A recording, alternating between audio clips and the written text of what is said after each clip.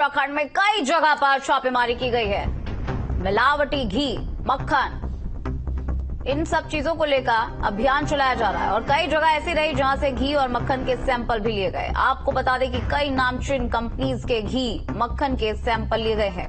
देहरादून में कई जगह पर छापेमारी की गई है। कुमाऊं मंडल में जगह जगह से इसी तरह से सैंपल लिए गए हैं। सीएम धामी के निर्देश पर छापेमारी हो रही है।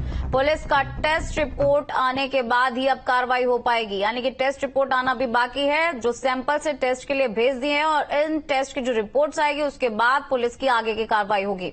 मिलावटी घी, मक्खन बेचने वालों पर सख्त कार्रवाई के आदेश दे दिए गए हैं। एक्सक्लूसिव तस्वीरें भी हम आपको दिखा रहे हैं किस तरह से यहां दुकानों पर छापेमारी की गई है। और क्योंकि बीते दिनों काफी सारे मामले आए हैं खराब घी, मक्खन और ऑयल को लेकर, जिसके बाद से अब कई नामचीन कंपनीज भी ऐसी हैं जहां पर ये कार्रवाई की गई है। सैंपल्स एकत्रित किए गए हैं और उन सैंपल्स को जांच के लिए भेज दिया गया है।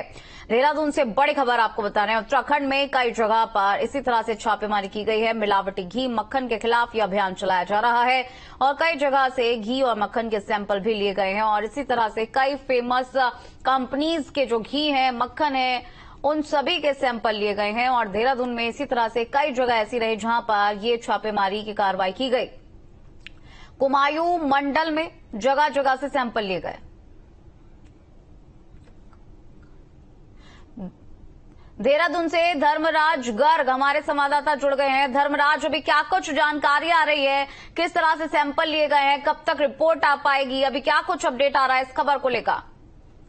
जी बिल्कुल, देखिए जिस तरीके से लगातार हम देखते हैं कि त्योहारों का सीजन नजदीक आता जा रहा है, तो उसी की कड़ी में कहीं ना कहीं जो खाद्य सुरक्षा विभाग है वो भी सख्त होता हुआ नजर आ रहा है, क्योंकि मिलावटखोरों के खिलाफ लगातार अब खाद्य सुरक्षा विभाग कार्रवाई करता हुआ नजर आ रहा है। यदि मैं देर शाम की बात करूं तो देर शाम राजधानी देहरादून के सहित कई जगहों पर जो सैंपलिंग की कार्रवाई है वो खाद्य सुरक्षा विभाग के द्वारा की गई है और कई देसी घी के सैंपल भरे गए हैं तो कई खाद्य सामग्री के सैंपल भरे गए हैं। हालांकि रिपोर्ट आने के बाद ही इन पर आगे की कार्रवाई की जाएगी, क्योंकि देखा जाए कि जो सैंपल भरे जाते हैं उनको रुद्रपुर लैब में भेजा जाता है और उसके बाद वहां से कहीं ना कहीं जो रिपोर्ट आती है उसके बाद ही इस पर कार्रवाई की जाएगी। लेकिन अभी देखिएगा कि केंद्र की तरफ से भी कहीं ना कहीं खाद्य सुरक्षा विभाग को आदेश जारी किए गए हैं कि त्योहारों से पहले कहीं ना कहीं जो ऐसे मिलावटखोर हैं उन पर कड़ी से कड़ी कार्रवाई की जाए।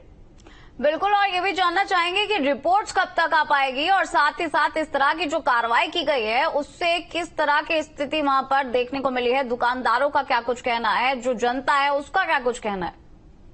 जी बिल्कुल, देखिए जिस तरह की कार्रवाई अब खाद्य सुरक्षा विभाग करता हुआ नजर आ रहा है तो इससे कहीं ना कहीं दुकानदारों में हड़कंप जरूर मचा है, क्योंकि जो खाद्य सामग्रियों के सैंपल भरे गए हैं उनसे कहीं ना कहीं जो रिपोर्ट है उनके आने में अभी 15 से 20 दिन लग सकते हैं और जब रिपोर्ट आ जाएगी तो कहीं ना कहीं उन पर कड़ी से कड़ी कार्रवाई भी की जाएगी। जुर्माने तक की कार्रवाई इस पर की जाती है, उसके साथ ही सजा भी इसमें की जाती है, लेकिन जब तक रिपोर्ट नहीं आती है तब तक कोई कार्रवाई नहीं की जा सकती।